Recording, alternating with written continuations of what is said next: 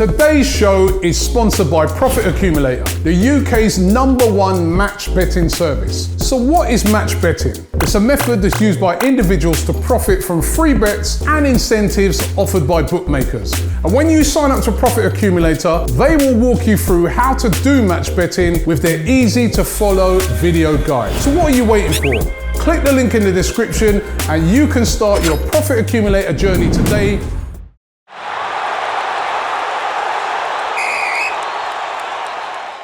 How's it going, people? Welcome back to AFTV. It's the full-time show brought to you by Profit Accumulator. There's a link in the description below, and I just want to get straight into it, people. You know, big up Cecil and James here now. I get that, you know, because that's the reaction I've given to so many Arsenal performances over the years. Because if you don't laugh, you'll cry. That's how I see it. Yeah. I'm close to crying, big man thing. For real, last night's performance was I've woken up and I just thought, it's not getting any better and it's getting painful. But we didn't even lose last night, and I actually feel like we got slapped 5-6-0. I'm done, bro. We got next week. Yes, we can still turn it around. Yes, we can potentially still win the Europa League, but I've had enough, man. I don't even know if it's what players, managers. Well, which one is it? An amalgamation of mistakes ultimately costing us, and if it's not one thing, it's the other thing, and it's just like, look, I know these players and managers delivered an FA Cup, and what a great day that was last season, but there is just so much wrong at this club. We're not out, right? We can still turn this around. I still expect to go and beat Prague, and if we don't, it's a disgrace. Even if we won 3-0, I still expect us to go and win the second leg. But we've left ourselves some real work and pressure. I'm an energy man, yeah? I'm a happy guy, bro. Yeah, I'm a madman. I'm annoyed, do you know what I mean? This club is killing man's soul. I can't even explain it. I don't know what's going on or where to start. There's players that get the opportunity to play and they never take them. They never take the opportunities, ever. No one leads by example.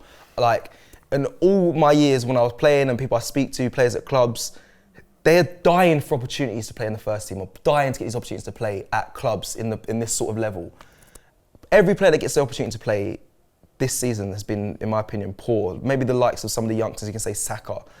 But what I've seen last night and the week before, I think if you look at this last week and a couple of legends that have come out to speak about the club and what's going on, I think it's very relevant now more than ever, following that performance in general. You know, forget we was about to, you know, win it 1-0 and it got clawed back in the last minute. But Emmanuel Petit, he spoke about, you know, the older players looking like they're on a retreat, a vacation.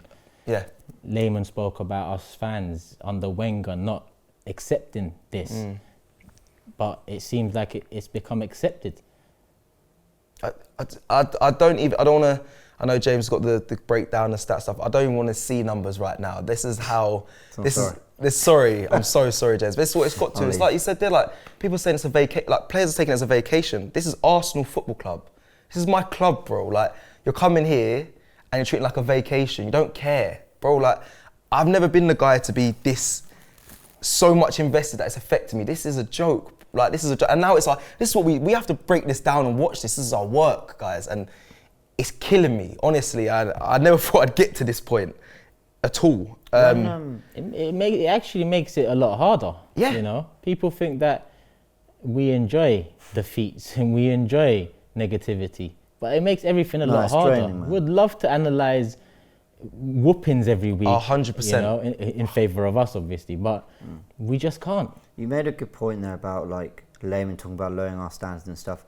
There's such a fine line between lowering your standards and also accepting context and accepting that there's a bigger picture and having realistic expectations. And I think a lot of fans have really, really tried to back the manager, give him the time, look at the other circumstances. And you know what? I still think there's truth in, well, if you get rid of Arteta, who's going to do, they'll do a better job, but who's going to do a much better job? Who's going to take us to the level we want with these players, with this board, with these owners? And that is all absolutely true. But it can only get so bad before you go, okay, but this is still too bad. Yeah. And the last four performances have been really concerning. I think we've got to look at today's game. I think there's no better place to start than the lineup. Yeah. might as well just get I'll into bring it up on screen. Let's be honest, I didn't tweet. I normally do tweet my thoughts on the lineup. I didn't because I wasn't sure how I felt. So I don't want to be after the fact going, he got it completely wrong. But how did you guys feel? Honestly. Turkish, Nervous because a few names were back in there that have let me down before. That's not saying much though, because there's new names here letting us down as well. It's not only old names anymore, it's new names added to that list. It's not like it's got any better. When it came out, I guess we had to understand Tierney's injury, a lack of depth in that position, you know, a lack of clarity in the right back position. There was going to be something, and then on top of that you have Holden and Gabriel who come off a weekend of mistakes. Yeah, a few from Gabriel, one let's say from a couple from Holden in that Liverpool game, one that cost us. So it was all up in the air. But then our options again, no Luiz, Mari's in there. We don't have many options. We don't have great options. So I looked at the side like, well, it is what it is. Willian for me, having done the press conference, it was kind of part and parcel that he was starting that game. In my opinion, that's just what seems to correlate. That one for me, I just look down upon more than any other decision today. I've got my opinion on Xhaka, I've got my opinion on Bellerin, I've got my opinion on Holden and so on. But for me today, Willian ahead of Pepe and Martinelli, it just didn't make sense. Yeah, I'm with you on that. But doesn't this go back to the bigger picture of the Cronkies? How is it we lose one left back and our whole system crumbles? You've got to move your first choice right back to left back, which means you're slightly imbalanced on that side, which means you can't overlap, which means Willian, who actually would normally do all right coming inside when there's an overlap, can't do that. So it makes his job harder, and you're going to have to force in a right back who's not really good enough. So then you're talking about maybe putting in Mari at right centre back to cover for the right back who's not a first choice. What a mess! All for one left back injury. And that's when it comes back to, and we're going to talk. I know we're going to talk about Arteta and the players in the bigger picture, but we can't let the Cronkies and the ball get away with it. Because yes, all right, they have done some good. Gabriel's a good signing. Partey's a good signing. Tierney's a good signing. Odegaard, good scoop. Edu's done all right. He's cleared out some of the dead wood. But we keep doing half-hearted jobs and hoping that it's going to like put a plaster over a massive crack. It's not. You've got to address it all fully, and we haven't for a long time. And that's what you end up with today. I hear that. You guys are all giving valid points, and 100% I do agree. But I just look at, from me and how I look at it is like, you're a professional footballer. Yeah, this is your job. Regardless of how the Cronkies or one player being injured and not being available can mess up a whole system, where is the pride from the players?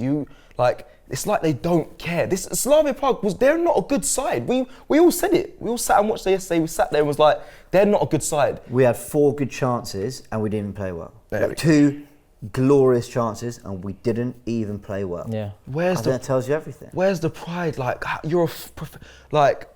I kick ball now. Like, I've left the game. I play on the weekend on a Sunday, and I have bro. I care about how people perceive me on the pitch. Like, I don't want to be seen as a crap player. I don't get what these players, what goes through their mind. I don't care if you've got systems, you've gone through the week, and you might feel like, I don't really agree with this system Arteta's put out, blah, blah. You should still be able to do the basics. The chances we had yesterday, we should have been put away. Listen, man, nothing illustrates that more than the match stats. Now, normally, I like to go into something more detailed than just shots. But sometimes they're so basic that you think, okay, this is slightly concerning. We only had one more shot than them, you know? Yeah. We only had one more shot on target. The game. We had one more shot on target. Yeah. We had 2 shots. Sorry. No, they had 2 more than us. I'm sorry. That's even worse. I'm getting it wrong. The bracket, is the first half and second half. Yeah. Right. So we had one more shot than them in the first half. Yeah. That's appalling. We had 2 shots on target the whole game. We had 8 in the box, so they're 6. We allowed them 6 attempts in our box. Bro, they nearly scored. This is the team that you were breaking down how good they are from efforts outside the box, right? Okay, the XG looks pretty favourable, but that's because the couple chances we did create were gilt-edged chances. Yeah. And it is so disappointing that a team can come to our backyard. I thought without the fans, it'd be a blessing for us. For the away games, but at home as well. Yeah. We thought, brilliant, no pressure. It's come down to quality. Well, it has, and our quality is not It's not out there. And I'm glad that's happened. Sorry to cut you off there, because there's a lot of people that question other fans, and they're blaming the fans. It's toxic at the Emirates, the fans. Yeah, I agree. And that sometimes is the centre of attention, when the centre of attention is the man you mentioned earlier, Kroenke. That should always be the centre of attention. They pass the blame. It very rarely is. It becomes fans, it becomes Arteta, it becomes Bellerin, Xhaka, or whatever. Racism in football, it comes all these distractions, but again, it leads back to the top, the board, and that is always the case. I know you've been saying it from the get-go, Turkish, and every time I break things down, we go through all the problems and we try and pin it all together, it ends up. Because my thing is, do you remember when after the Liverpool game, we spoke about what happened and missing players? I said I think we missed Saka and Emil a bit more, and a lot of people said Xhaka. Yep. This is my point here. Yeah. Because Xhaka played today. Yeah. And actually played quite well. He did all right. He played all right. Yeah. But my point is, what happened? Do you know what I mean? Yeah. And you can pull did out, it have any great impact? What Xhaka came in, played actually pretty well. Did it change the outcome? And what do we talk about today? We missed Tierney, right? Yeah. Why are we always missing players every week? That doesn't come down to the manager sometimes. It comes down to the boardroom above, especially the structure that was set in place. Yes, I know Arteta was made manager last summer. I still don't really know the thinking behind that. You know, when he's a head coach, you can put more blame to Edu. When he's the manager, in fact, he takes a lot of that blame. That's how I see the role change. Because for me, it's the same role. It's just a different name for that role. One gives you more responsibility, manager. One gives you less, head coach. Does it come down to the board that we could have got a different manager, but Arteta was, and many people know, it was cheap, it was a cheap option. Yeah, man. It all falls back. I think we're absolutely right in this show to address the Kroenke thing. It's one of the things I did in my fan cam. Like, there's Kroenke's manager, players. And we've addressed the Kroenke thing. I think we're absolutely right to. Between the manager and Kroenke, there's that structure where we've never got it right. Like, it was Gazidis and Chips Keswick before and whatnot. Now it's like Vinay and Edu. And then he didn't believe in it because Raul was taken over. Absolute disaster. But I'll just taking us back to these stats. Kroenke or not, this isn't good enough. 100%. Because player for player, 100%. We're so much better than Slavia Prague. Exactly. Now, for me, the manager takes a lot of blame to mine. I've never seen the timeline on my social media as, let's say, those latter weeks of Emery, where it was a unified, this is poor. You basically had, it wasn't Arteta or Emery and Emery out. It was, Emery's an absolute disaster, and it was total slander of the man, and it was respectful. I don't think Emery's doing a good job. I think he should probably leave. But everyone's on the same side, right? Depends how you sort of project your emotions. But this is starting, for me, tonight, this is starting to go that way. Like, what was that? Why have we seen 4 horrendous performances in a row? 4 horrendous starts to games since winning the North London derby, where we were superb, and then it's almost like that last 10 minutes of the North London derby we've carried into these 4 games, and no substitutions at half time. They even made one. What's the thinking there? So with 5 substitutes available, just about to say, you might as well. You might as well. Like, when it's not working for you, someone said in the fan camp, I think it was Stricto, like, it's like he was happy with what he was seeing. Stricto's spot on, man. You know, he must have been thinking, it's coming. It's coming. It's coming. But remember that time when we was talking during the match, and I said, just bring 3 players on. Remember I said, bring on Aubameyang, Pepe and Martinelli, just bring them on. And in the end, that had a big impact. He didn't bring those specific players on at the same time, but he brought a set of 3 players. What was it, 75th, 70th? Yeah, same we brought on Martinelli in the 70th. Yeah, same. That's the minutes he aims for. I'm not even joking. It probably takes 10 minutes to get into the swing of things. Yeah. Martinelli did the best individual thing in the match, which is get the ball, take onto his left foot, all right, here over the bar, took a little deflection, but looked out. I thought Aubameyang actually looked bright when he came on, in fairness to him. He did. He looked aware on it. Fair enough. It's the bare minimum you expect, but fair enough. Great finish from Pepe. Should we talk about the first goal? Are we ready to? Not yet. I just want to quickly say Martinelli quickly. I know a lot of the fans they were screaming for him, and rightly so. But what I said in the build-up, you've said I think he should start. I didn't think he would start because I know Arteta would not put himself out there and say, you know what, you can start this game. Martinelli needs to have more feature going forward. I don't know when it's going to happen. I don't know what's going on with Arteta and him. I know he says he's trying to integrate him slowly, but how slow? Like the season's almost done. That's the thing as well. You know, even I've been what I'd say fair on him this season. Who, Arteta? Yeah. It's coming to a point where when is fair too much? Too much, You know, all the things we put stock in, which was we've looked better since since the kind of bad core of players have left, since we got in a number 10 and Smith Rowe developed. We put a lot of stock into that, a lot of stock into the football's better, a lot of stock into a lot of the games we've dropped points in. We've been quite unlucky, probably deserved a point at Villa, probably deserved to beat Burnley, definitely deserved to beat Wolves. These points rack up and you think, all right, some bad luck there. Yeah. Oh, we didn't get smacked by City. Wow. That wasn't me personally, but a lot of fans were looking at that as positives. Europa League run. But it's all coming apart very quickly because suddenly all these things that we saw positives in, I'm not so sure about. Even when we were 10th, but you were going, all right, but a couple of wins in these next favourable games and we're like 6th or 7th. Yeah. But that started to not look true. So all the things we held hope onto with this manager, they're starting to we're kidding unravel. ourselves. Yeah, it's we're kidding ourselves. Yeah, Stricto said with you on his interview that there was fans out there praising the defensive setup and organisation. I was once one of those fans. I'd say once, but that was like 3 weeks ago. Yeah, where I'd say if you look at where we are now to where we was in that year 2019, 18, 17, defensively, organisation-wise, we have improved. But over the last 3 weeks, in my mind, that's unravelled. It makes me think, even me, who's the most critical, in my opinion, of this club, have I tricked myself into thinking that there is a positive there when maybe the only positive is that FA Cup? Well, quickly on that, the stat around it, people, 14 games in all competitions we haven't had a clean sheet. It's been 2 years since that's happened. So that's the numbers backing up. I was the same. Defence has improved, blah, blah. Listen, I don't want to rewrite history, okay? Arteta can have improved things that have since got worse again. Yes. It's not like the defence is bad now, so he never improved it. No, he was getting a tune out of Mustafi, right? He actually was. Yeah. He won an FA Cup built on a really resolute system that was a 3-4-3 hybrid and still made us dangerous while staying compact, beating Man City and Chelsea with all the investment they had. He still did those things. We still had top 2-3 best defences in the league up till 3 weeks ago or so. That was all true. We still had one of the better XGs defensively. It's just unravelled since then. It comes down to this, and it comes down to this. Yeah. And our players don't have much of either. Yeah. And by this, I mean not sense. I mean character, mentality. And we lack that in abundance. That's why when hiccups come, they affect us to the point of this. Not the brink of elimination yet, but we're looking at this second leg, hoping for the best. That's what we are doing. Might as well go to the first. Yeah, we spent a long time. But rightly so. We have to get off our chairs. Rightly so, because when you're reviewing a match, you're looking at all the things that created the problems we saw against Slavia Prague. There's more to it. We can't just sit here and go, manager got it wrong, players missed their chances, that's it. No, there's a bigger picture, and I think it's important we use this show to dissect that. Let's look at the goal. Fair play, Aubameyang, Martinelli, and Pepe come on and they make a difference. I thought they added a bit of penetration, a tired Slavia Prague defence I think was missing players, but they did take advantage of that in fairness. Thought they looked dangerous, Pepe did. And Aubameyang missed a good chance, but then a nice through ball, Pepe scores.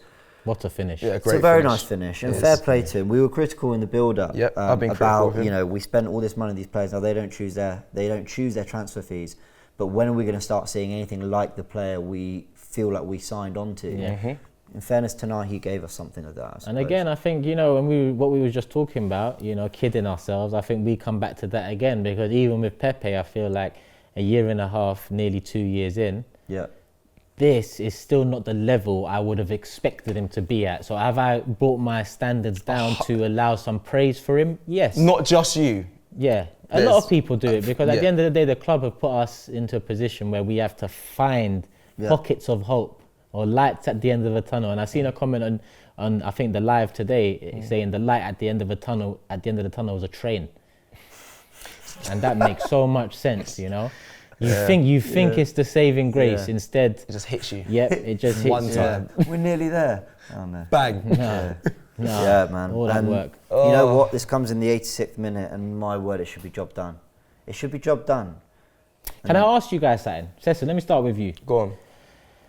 What was there celebration an overreaction? Yes. Because I look Arsenal's. at it. Yeah, I look at it as when you rewatch that celebration, it looks like they're relieved. Yeah. But for me, in the 86th minute of a game, you should already be winning comfortably at home. I think relief is understandable, but releasing it so openly for me takes away from the job you still have to do. 100% Turkish. It feels like job done. It seemed like when they were celebrating that. Yeah, them man going on like they went 3-0 up and the game was done. It actually annoyed me. Not annoyed me watching their celebrations, but it's just like, if we go back, I know that's old school, let's look back. When you score a goal that late minute, you'd probably have your captain or a leader being like, get the ball back, mentality now, let's just finish this game off. Yeah. You didn't see none of that. These men are running off, going into the corner, celebrating, and that's where I think the naivety of the players comes in. I think that is when, and people always say, you're most vulnerable when you once when you concede or once when you score a goal. And then it's like the players weren't ready for what was coming back their way. They weren't switched on. Yeah. They were still living in the jubilation of them scoring. Yeah. So, but to be, calm down, people. I don't mean to give it, an excuse or whatnot in terms of the celebration. But James, if this was a Premier League game, I'd understand that celebration. Yeah. Would you? Now, because I'd understand that you're close to 3 points. Here, you are not even close to the end of the game. Because you're close to half time. Yeah. And if the last 90 minutes away is probably more tiring than this first 90. But it just feels like they I understand their relief, but it goes back to the. Do you remember the Jared Bowen goal against us when we're all saying why are the players not switched on?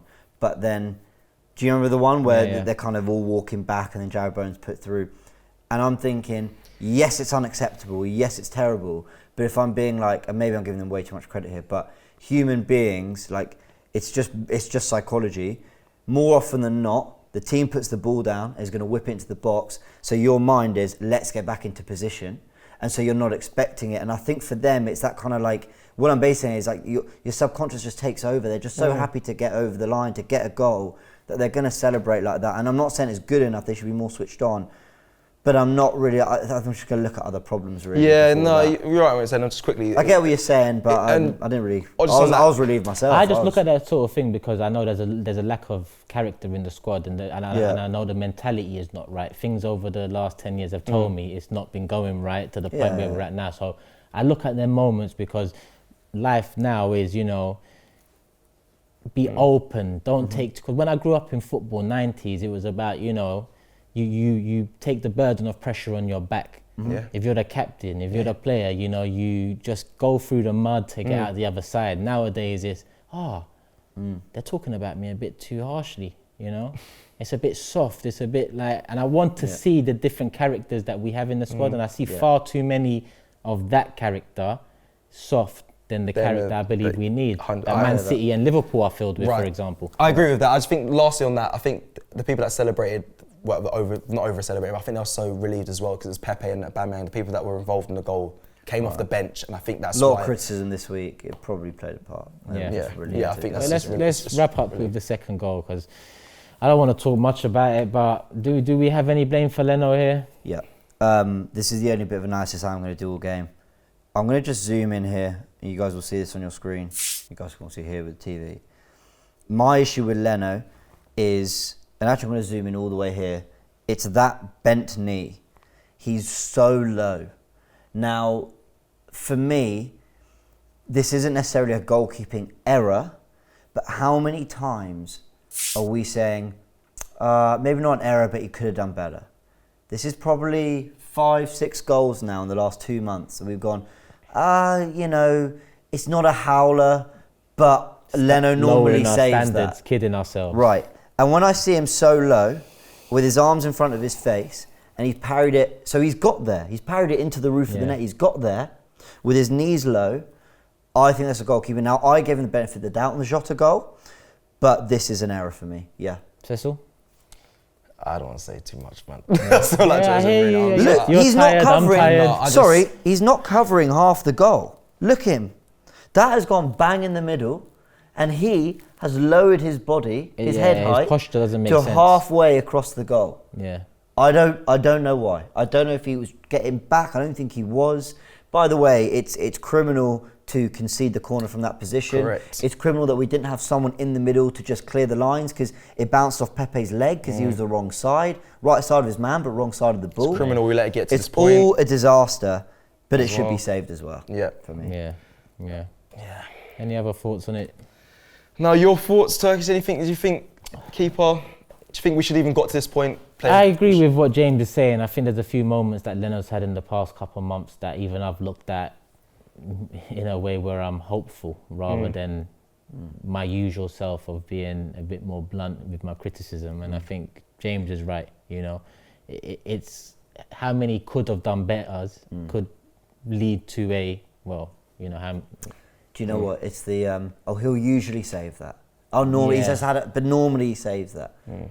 Okay, it's getting a little bit worrying how many. Yeah, he did make the only thing I'm going to say. The only thing he did make a save just before this when the player hit it first time. That's the only thing I was thinking about, and I was like, fair play. I don't know if you remember the first time strike, and he dived straight across the goal, saved it. He made some good saves. He made some good saves, but they weren't anything like spectacular. Facts. He did his job. Except for this moment here. I'm just at the point of the game should have been done before this. Yeah, and we can argue that Cedric lost his man. You know, the guy beat him. We can argue that we should be hoofing the ball up the pitch earlier on instead of conceding possession where we conceded it and forcing ourselves into errors. And this is important because I know it's been a long show, and I'm glad because there's a lot to dissect. And I was like, I'll keep going back to it. Kroenke's manager, but then the players as well, because despite being bad, no matter, you know what, it doesn't matter who the manager is. It doesn't matter if it's me on that touchline or you get those chances, you've got to take them. So blame on the players, blame for messing around at the back. Arteta's not telling them to mess around at the back like that. Yeah. You know, he